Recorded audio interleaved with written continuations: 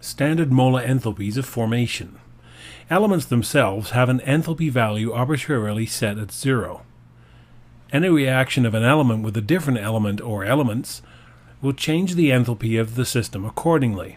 Your data book has a list of enthalpy values that correspond to the changes in enthalpy by the formation of 1 mole of the specified molecule or compound from its elements at SATP.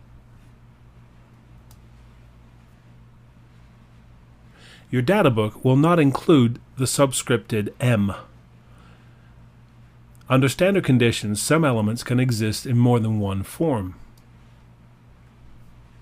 Carbon, for instance, is either graphite or diamond under standard conditions. Graphite is generally considered to be the standard state of carbon and therefore has an enthalpy of formation of 0 kilojoules. Diamond is positive 1.9 kilojoules per mole.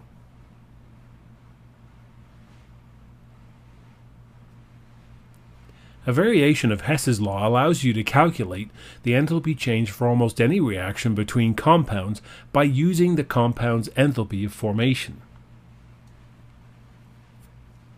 This potential energy diagram represents the 2 steps of photosynthesis. The first step sees the decomposition of reactants into their elements. The second step sees the formation of products from those elements.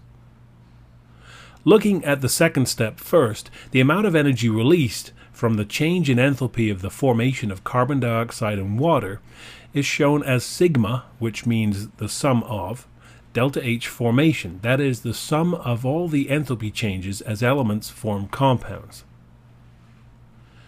The first step is actually the sum of all the enthalpy changes as compounds decompose into elements.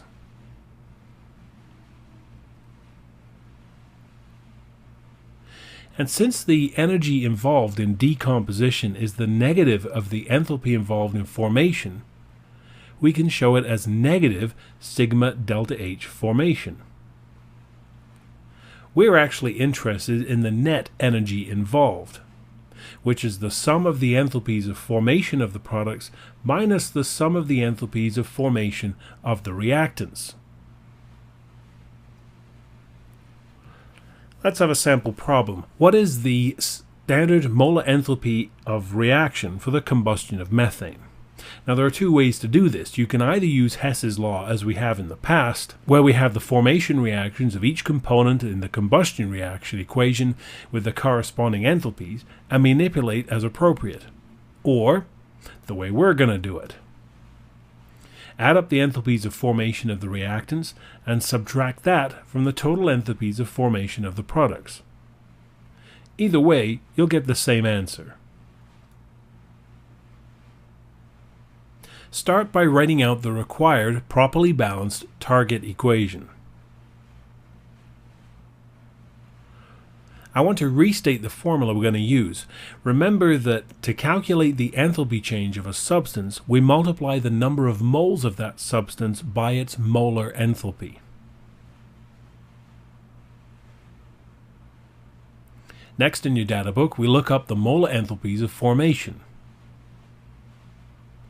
You'll not find the molar enthalpy of formation of oxygen in your data book because it's an element, and all elements are assumed to have a standard enthalpy of formation of 0 kilojoules. So the combustion of methane, as written in the balanced equation, releases 802.5 kilojoules of energy. Since the equation is written as showing 1 mole of methane, then the molar enthalpy of reaction is negative 802.5 kilojoules per mole.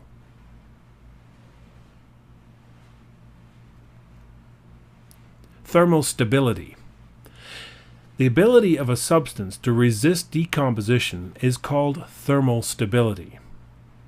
You might have noticed in your data book that nearly all the formation reactions are exothermic, that is, the system releases energy as the product is formed. A decomposition reaction is the opposite to a formation reaction, and so is the change in enthalpy. If 206 kilojoules of energy is released by the formation of zinc sulfide, then 206 kilojoules is required to decompose it back to its elements. The greater the amount of energy required to decompose a compound, the more thermally stable it is.